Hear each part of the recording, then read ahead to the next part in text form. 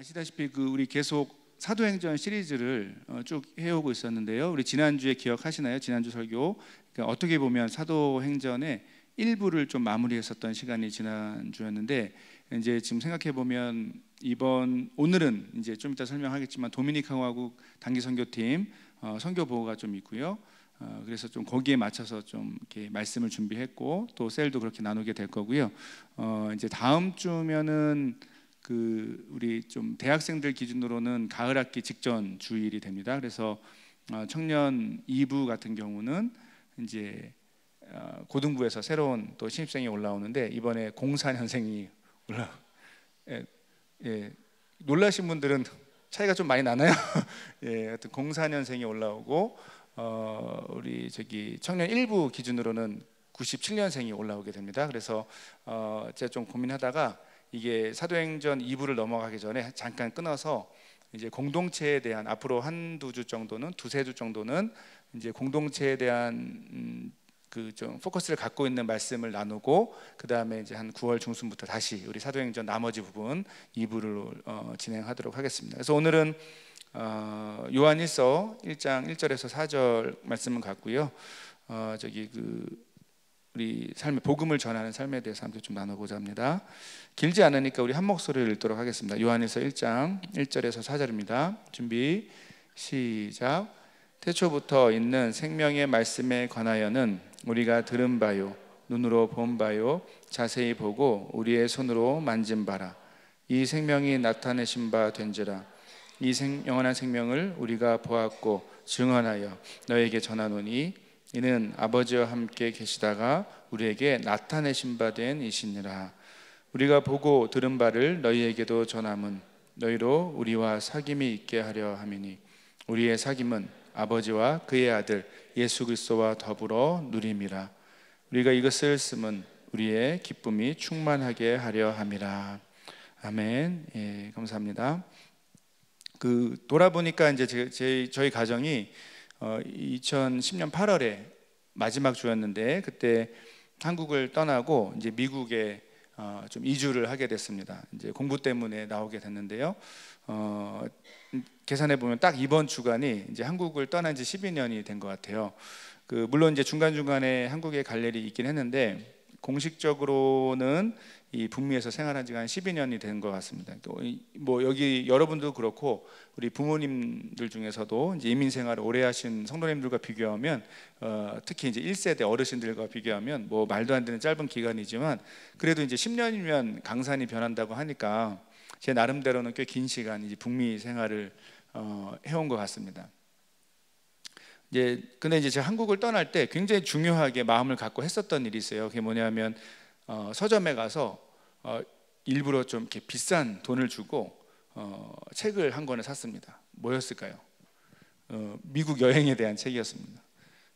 지금도 집에 있어요. 근데 미국의 유명한 여행지를 지역별로 모아놓고 이제 그 지역에 대해서 자세히 설명하는 책이에요. 어떻게 하면 뭐 예를 들면 버스 티켓을 살 수 있는지 뭐 등등에 대해서, 그리고 어디가 좋은지, 또 뭐 교통편은 뭐가 있는지, 그 도시의 특징은 뭔지, 뭐 이런 것을 설명하고, 또 거기에 가면 이런 음식이, 식당이 유명하다, 이런 것을 설명한 여행 책자입니다. 처음 가족과 함께, 그때 이제 저희 막내는 없었고 첫째, 둘째 데리고 온 식구가 이주하는 과정이 굉장히 바빴을 거 아니에요. 그리고 또 긴장도 되고, 이제 그 시간에 일부러 서점에 가서 저희 아내하고 좀 이렇게 주의 깊게 산 책이었는데, 나름대로 공을 들인 거죠. 그런데 이 책을 거의 본 기억이 없습니다. 두 가지 이유가 있었는데, 첫째는 처음 떠날 때는 뭐 미국 가면은 뭐 미국 다 다닐 수 있는 것처럼 생각을 했는데, 실제로 와 보니까 여행할 여유가 없었어요. 뭐 배정도 그렇고 시간도 그렇고, 또 미국도 그렇고 캐나다도 그렇고 너무 넓어가지고, 이게 뭐 한번 움직이는 것이 뭐 이렇게 쉬운 일이 아니더라고요. 그래서 그랬고, 두 번째 이유가 좀 더 중요한데, 요즘에는 사실은 뭐 떠나고 나서 좀 지나니까 이제 인터넷에 훨씬 더 좋은 정보가 많은 거예요. 이제 여행 책자보다. 요즘엔 SNS나 제가 이제 한국을 떠났을 때는 그렇지 않았는데 그런 분위기 아니었는데 지금은 뭐 유튜브 어디를 뭐 여행을 가겠다 그러면 사실은 생생하게 영상으로 먼저 확인하고 가잖아요. 이제 어마어마한 정보가 공개되어 있습니다. 그 여행지에 대한 정보는 말할 것도 없고 어떤 새로운 물건, 뭐 이렇게 맛있는 음식 등등 세상의 모든 정보가 이제 유튜브에 다 있는 것 같습니다. 그런데 이제 그렇게 공개된 수많은 정보가 있음에도 불구하고 이제 근데 그 모든 정보가 다 쓸모가 있는 것 같지는 않아요.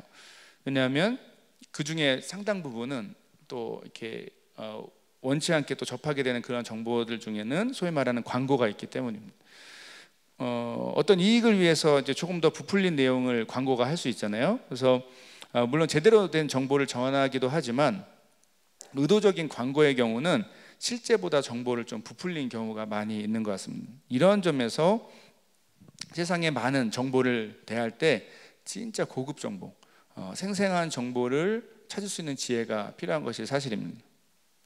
어떻게 이런 고급 정보 또 생생한 정보를 찾을 수 있을까요? 그러니까 제가 생각하는 좋은 방법은 결국에 정보를 나누는 사람이 뭐 여러 가지 기준이 있겠지만 특별한 이익이 없어도 거기서 뭐 경제적인 이익이 없어도 그 정보를 나누는 거죠. 이렇게 뭐 그것 때문에 돈을 버는 일이 있거나 뭐 다른 사람들에게 칭찬을 받지 않더라도 자기가 좋아가지고 시키지 않아도 막 나누는 정보가 좀 더 정확하고 확실한 정보가 되는 것 같습니다. 생각해 보면 우리 신앙 생활에도 이 부분은 그대로 적용되는 것 같아요. 특별히 우리가 복음을 전하고 나누는 모습에 있어서 정확하게 이 사실이 적용된다고 할 수 있습니다. 오늘 우리가 함께 읽은 본문이 어쩌면 그 상황을 굉장히 잘 그려주고 있는 것 같습니다. 사도 요한이 앞으로 이제 요한일서 전체에서 설명할 주제를 바로 오늘 본문 이제 맨 앞부분인데 이 부분에서 마치 서론처럼 밝히는 내용이라고 할 수 있는데요. 오늘 우리가 읽은 본문이 그렇죠. 이제 오늘 우리가 읽은 이 본문을 포함해서 이제 요한일서 전체에서 사도 요한이 우리에게 가르쳐주고 설명하고자 했었던 주제는 무엇이었을까요? 나중에 좀 집에 가셔서 요한일서를 전체적으로 보시면 굉장히 분명합니다. 요한일서에서 사도 요한은 예수 그리스도에 대해서 설명을 하려고 합니다.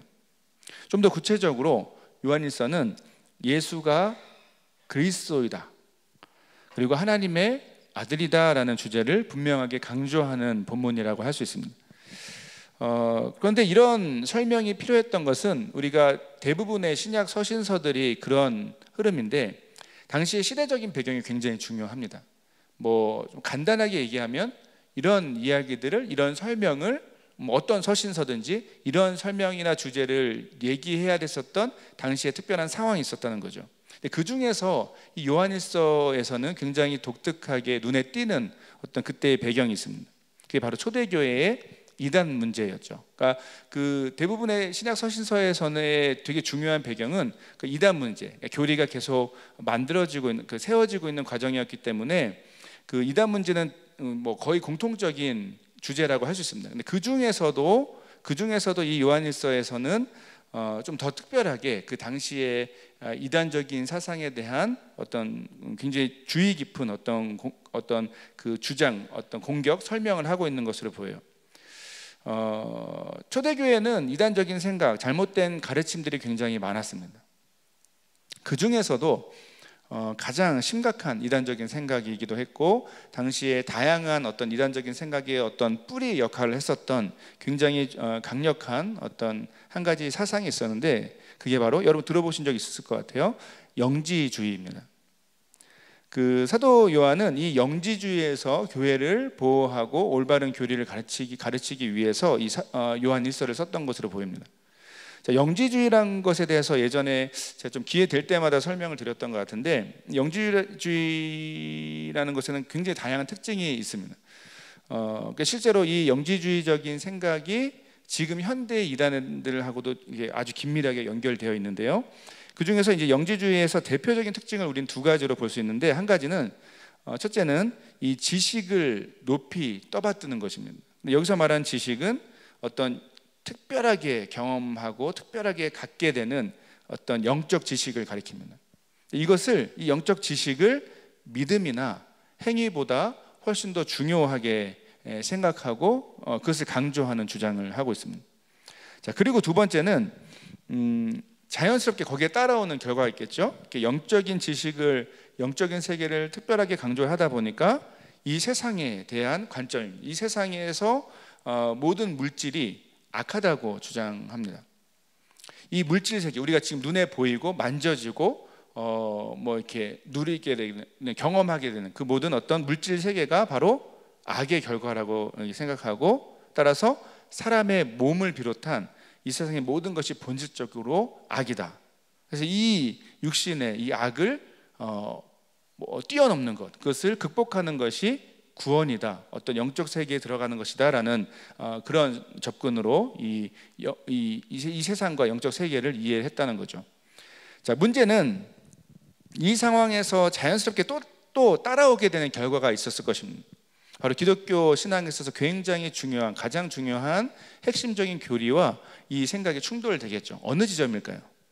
바로 성육신입니다.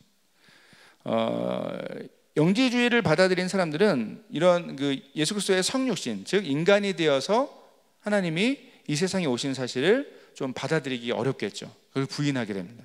어떻게 최고의 신이라는 존재가 인간이라는 더러운 육체가 되어서 이 세상에 내려올 수 있을 것인가, 이런 어떤 논리적인 흐름, 이런 사고의 흐름이 생기게 된 겁니다. 문제는 이런 잘못된 생각이 초대교회 당시에 자연스럽게 스며들었다는 겁니다. 이 잘못된 가르침들이 점점 퍼져나가는 상황 속에서 이 사도 요한은 올바른 기독교 진리를 바로 교회에 가르칠 필요를 느꼈던 것이죠. 자, 구체적으로 사도 요한은 이 영지주의의 잘못된 가르침을 지적하기 위해서 예수 그리스도가 진정한 하나님의 아들이시고 그분이 인간들을 구원하시려고, 중요한 것은 인간의 몸으로 이 세상에 오셨다라는 사실을 올바르게 가르치려고 했습니다. 그래서 한 가지 좀 흥미로운 것은, 여러분 이전에 우리 성경 공부할 때도 좀 종종 나눴는데, 서신서라고 하는 그 신약에 나오는 편지 글들을 보면 어떤 이렇게 반복되는 패턴이 있고 특징이 있습니다. 고대의 그 당시의 어떤 편지 글의 형식인데, 이 요한일서는 그 인사한 말도 거의 뛰어넘습니다. 그렇죠? 바로 내용부터 얘기를 하는데, 우리 1절과 2절을 한번 읽어보겠습니다. 1절, 2절 다시 한번 읽어볼게요. 준비, 시작. 태초부터 있는 생명의 말씀에 관하여는 우리가 들은 바요, 눈으로 본 바요, 자세히 보고 우리의 손으로 만진 바라. 이 생명이 나타내신 바 된지라. 이 영원한 생명을 우리가 보았고 증언하여 너희에게 전하노니 이는 아버지와 함께 계시다가 우리에게 나타내신 바 된 이시니라.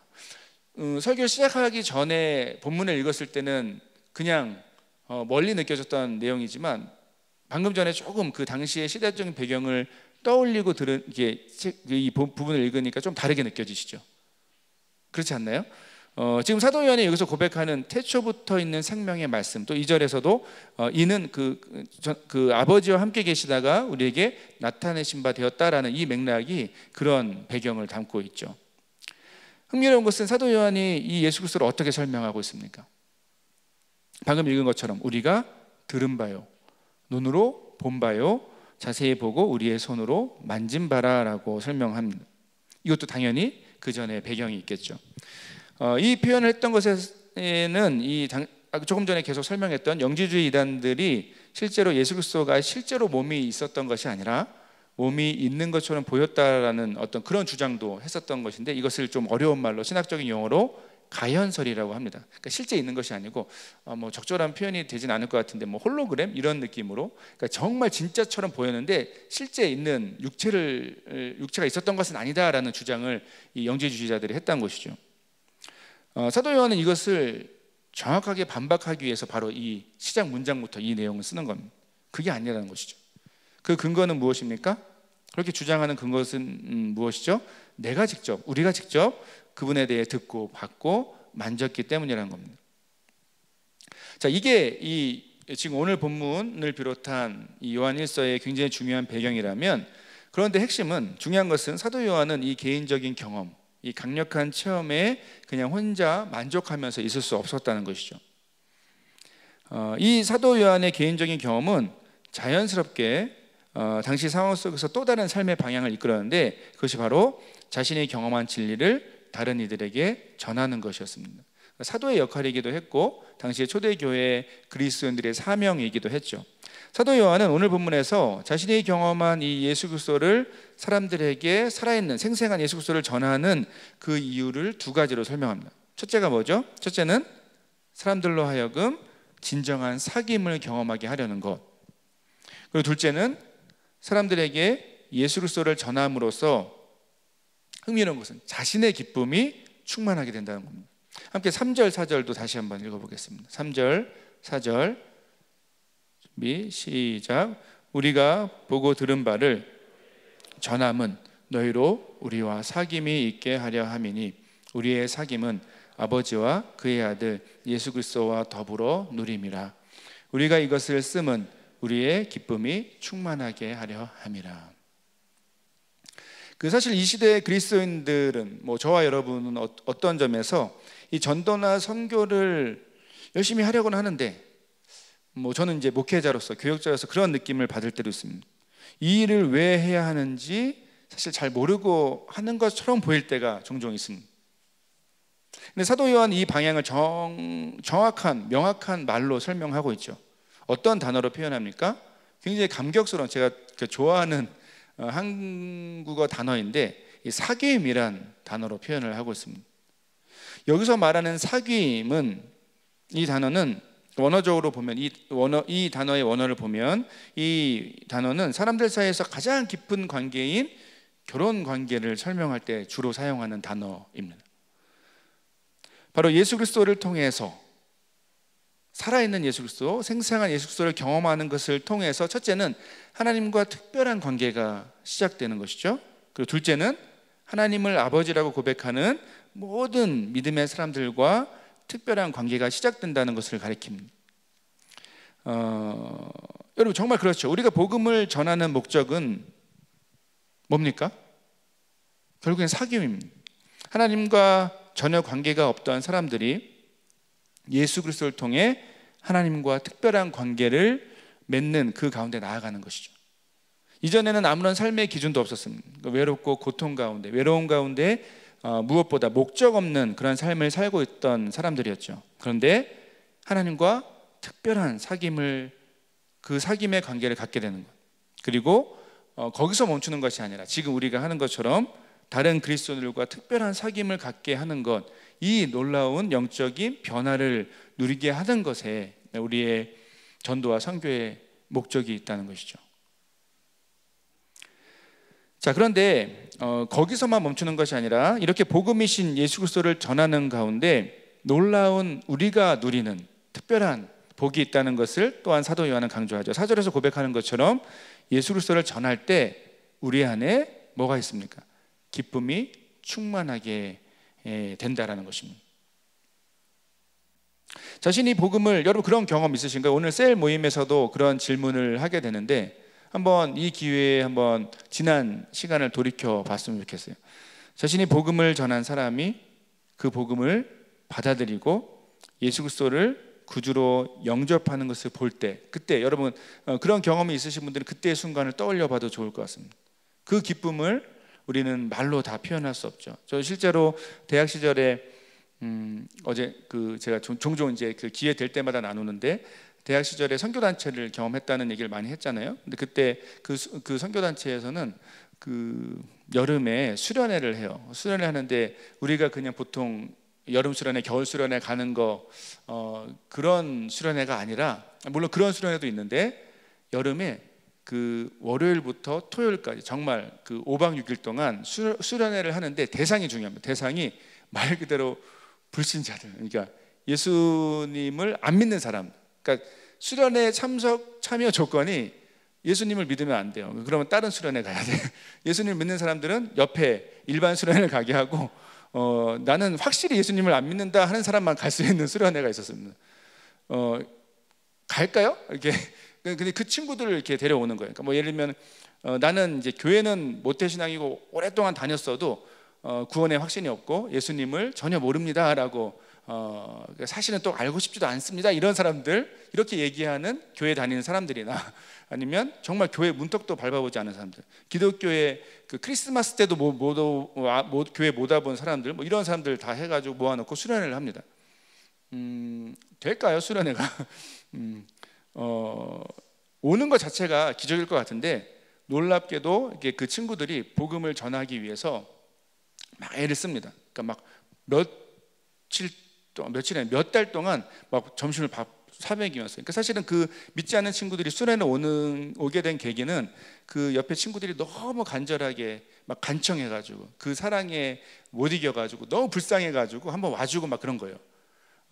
근데 그 사람들이 꽤 많이 모입니다. 그러면 그 사람들하고 일주일을 수련회 합니다. 뭐 할까요? 수련회에서 그냥 놀까요? 월요일부터 토요일까지 복음만 계속 설명하고, 물론 중간중간에 쉬는 시간도 있고 재밌는 얘기도 하지만 뭐 토론하기도 하고 예수 그리스도의 복음이 뭔지를 막 설명하고 예배드리고 찬양하고 뭐 이런 걸 해요. 그러면은 진짜 변하지 않을 것 같은, 첫날 가면은 뭐 이렇게 적대적입니다. 앉아가지고 막 끌려와가지고 이 수련회라는 데 와가지고 뭐 하나도 모르는데 앉아가지고 이렇게 얼마나 막 째려보기 시작해요. 막 째려보면서 수련을 시작했다가 실제로 거기서 한 거의 대부분의 인원, 90% 인원이 일주일을 지나면서 그리스도인이 되고, 실제로 그렇게 돼서 목회자가 되신 분들도 우리 선교단체 역사에는 굉장히 많았고, 선교사로 나가고, 무엇보다 그렇게 그 수련을 하고 나서 그 다음 학기에 뭐 성경 공부를 가르치는 리더가 되기도 하면 열심히 막 훈련받고 준비해서 그런 변화가 한 주 동안에 있어요. 그러니까 저는 기회가 되면 우리 교회도 한번 해보면 좋겠다, 우리 청년들도 해보면 좋겠다라는 생각을 항상 갖고 있는데, 해볼 수 있겠죠? 언젠가는? 예. 어쨌든 말씀드리려는 건 그게 아니고, 그 일주일을 하고 나면 그 마지막 날에 이제 거의 셀러브레이션 시간이 있는데, 그때 굉장히 뭐 축제 같은 시간을 보내게 됩니다. 너무 좋아해요. 근데 그 축제의 시간에 가장 뒤집어지는 사람들이 누굴까요? 예수 안 믿었다가 예수님 말고 막 복음 말고 이렇게 감격하는 사람들이 제일 좋을 것처럼 생각이 되는데, 가장 크게 뒤집어지는 사람들이, 가장 기뻐하는 사람들이 결국에 그 친구들을, 불신자 친구들을 전도한 사람들. 그러니까 그 수련회를 끌고 온 사람들, 몇 달 동안 애써가지고 이렇게 막 자기 돈으로 밥 사 먹이면서 선물 사주면서 수련회비를 자기는 굶어가지고 수련회비 준비해가지고 내주면서 보냈던 그 친구들이 뭐 굉장히 기뻐하죠. 그 기쁨을 이렇게 표현할 수 없다고 얘기합니다. 그 어떤 의미에서 자기가 이렇게 데려오면서도 복음의 능력을, 얘는 절대, 내가 데려오긴 하지만 절대 변할 친구가 아니라고 했던 그 친구가 변하는 모습에서 이 사람들이 오히려 복음을 경험하는, 복음의 능력을 체험하기도 하죠. 여러분 그 기쁨을 누리는데, 근데 동시에 우리가 또 한 가지 기억을 해야 될 사실이 있는데, 그것은 때로는 이제 복음의 능력은 어쩌면 아무런 열매가 없다 하더라도 이 복음을 전하는 그 자체만으로도 이 그리스도인들은 말할 수 없는 큰 기쁨을 경험하게 되는데, 지금 두 가지 측면을 같이 얘기를 하는 겁니다. 우리의 기쁨이 충만하게 하려 합니다.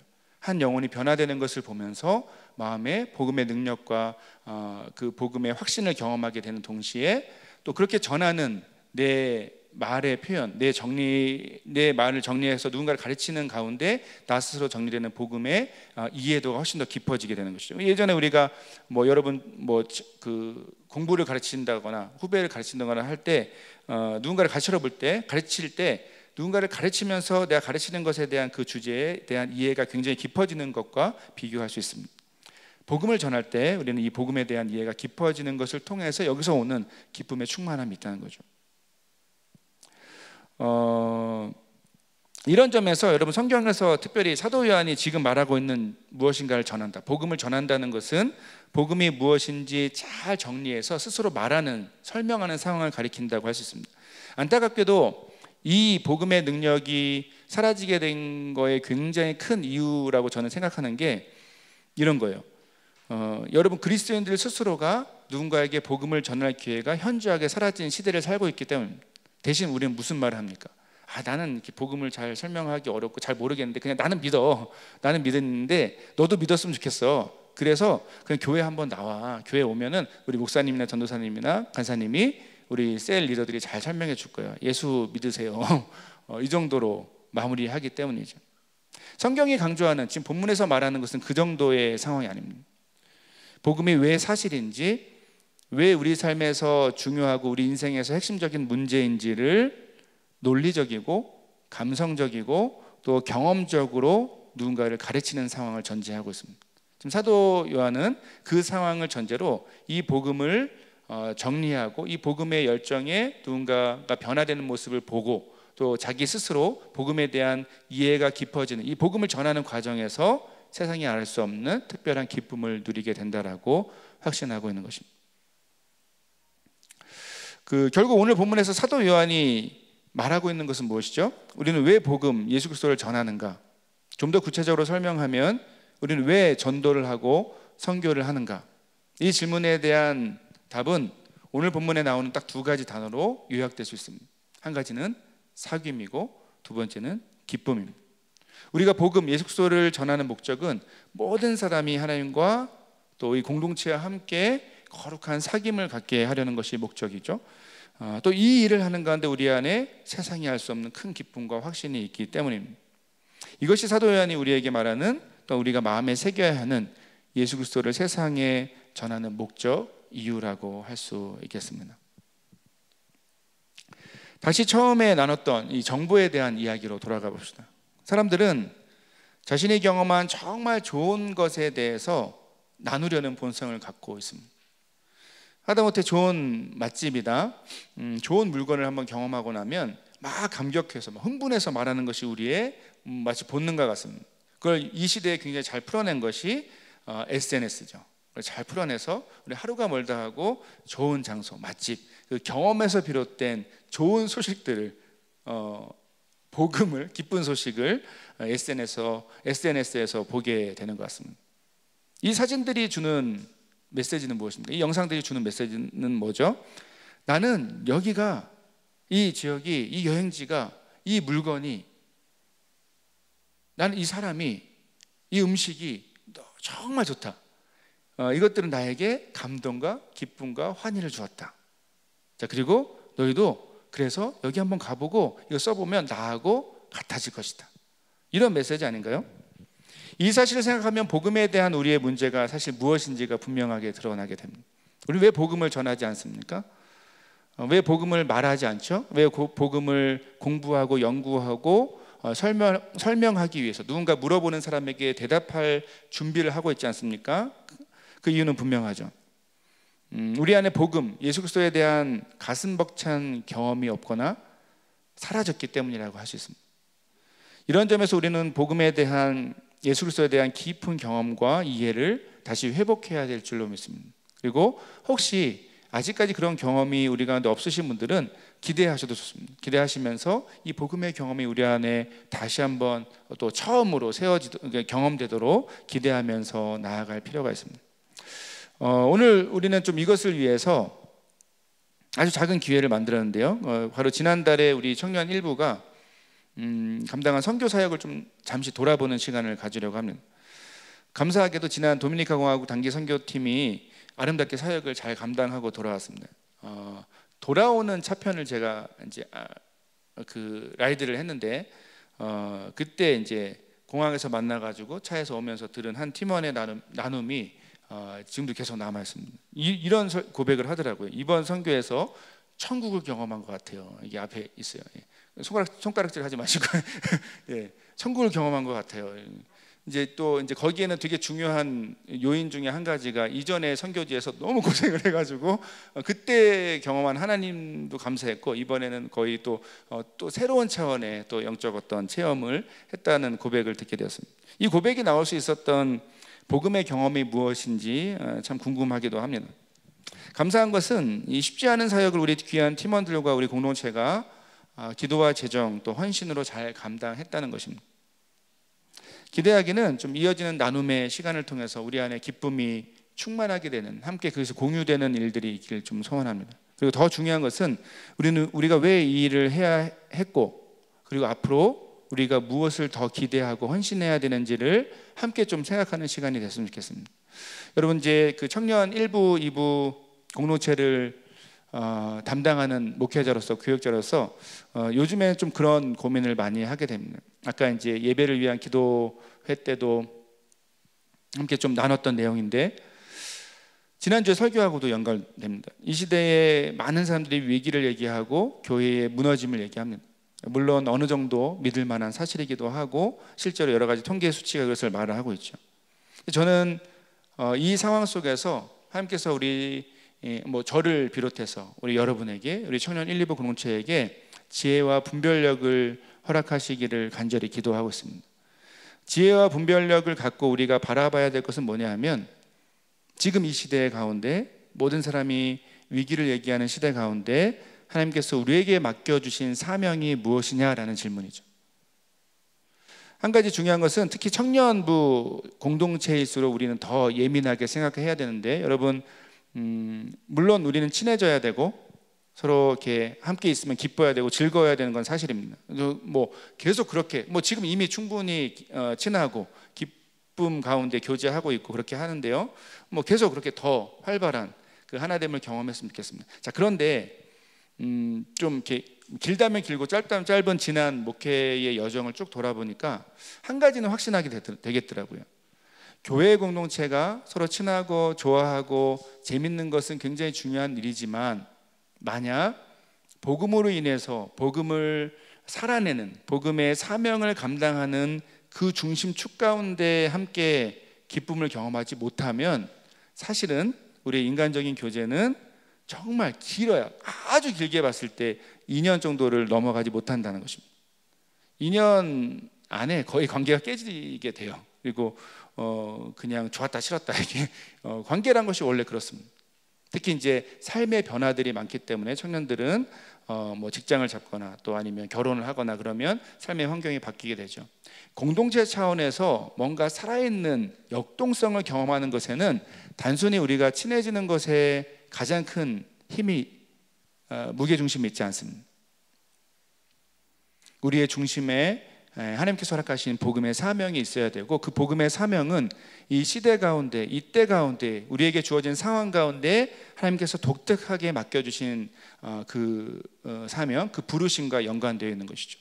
그래서 우리는 질문해야 됩니다. 하나님, 이 시대 가운데 우리가 어떻게 복음을 중심으로 살아내고 복음을 전하는 우리 개인과 공동체가 될 것인가? 이 질문과 함께 공동체가 모이고 사역하지 않으면 공동체는 생명력을 잃어버리게 됩니다. 특별히 이제 새 학기를 준비하는 이 시점에서 저는 좀 더 특별히, 개인적인 고백이긴 한데 더 특별히 좀 그런 기도 제목을 갖고 고민하고 또 기도하고 있습니다. 과연 하나님, 이제 이 변화의 시대에, 모든 것이 어려워졌다고 얘기하는 시대에 우리 사랑하는 청년 1, 2부 공동체를 통해서 이루실, 우리에게 맡겨주실 복음의 사명은 무엇입니까? 그 사명을 우리가 좀 감당할 수 있는 힘과 용기와 능력을 허락하여 주십시오. 그래서 그것을 살아내는 것을 통해서 특별한 기쁨을 누리는 우리 모두가 되길 소원합니다. 그런 기도 제목을 갖고 있습니다. 이 기도 제목에 여러분도 함께 해 주시기를 바라고, 복음을 살아내는 것에서 오는 정말 살아있는 특별한 생명력을 함께 경험하길 소원합니다. 말씀을 맺겠습니다. 여러분, 우리는 왜 복음을 전하고 복음의 감격과 은혜를 나누는 삶을 살아야 될까요? 오늘 본문이 가르쳐 주듯이 우리가 섬기는 영혼들이 하나님과 거룩한 사귐을 갖고 또 우리와 함께 그 영광스러운 예배의 자리, 그 사귐의 자리에 함께하는 일들을 기대하기 때문입니다. 그리고 이 복음의 충만한 경험이 계속해서 우리 공동체를 복음 위에 올바르게 세우는 통로가 되도록 우리는 기대해야 할 것입니다. 오늘 말씀과 이어지는 또 선교팀의 나눔을 통해서 이처럼 더 깊은 사귐과 기쁨, 이 복음을 전하는 것의 목적인 사귐과 기쁨이 우리 안에 회복되길 간절히 소원합니다. 제가 기도하고 우리 도미니카 공화국 단기 선교팀 잠시 선교 보고를 하도록 하겠습니다.